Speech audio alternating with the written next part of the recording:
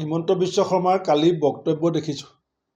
আমি 30 মাৰ্চ তাৰিখে গুৱাহাটী উচ্চ ন্যায়ালয়ৰ দ্বাৰস্থ হোৱাৰ সিদ্ধান্ত লৈছিলোঁ পঞ্চায়ত নিৰ্বাচন চৰকাৰক পাতিবলৈ বাধ্য কৰাবৰ কাৰণে।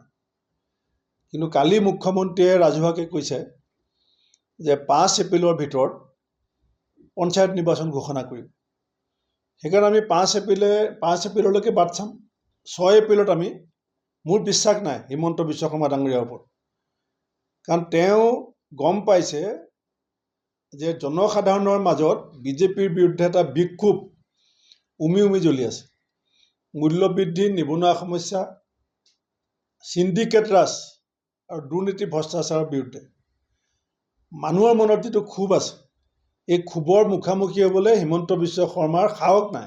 আৰু সেইকাৰণে পঞ্চায়ত নিৰ্বাচন মুখামুখি হ'বলৈ বিজেপি চৰকাৰৰ সাহস আছে বুলি মই নাভাবোঁ। সেইকাৰণে তেওঁলোকে এতিয়ালৈকে 18 বাৰ মুখ্যমন্ত্ৰীয়ে ডেট পিছুৱাইছে।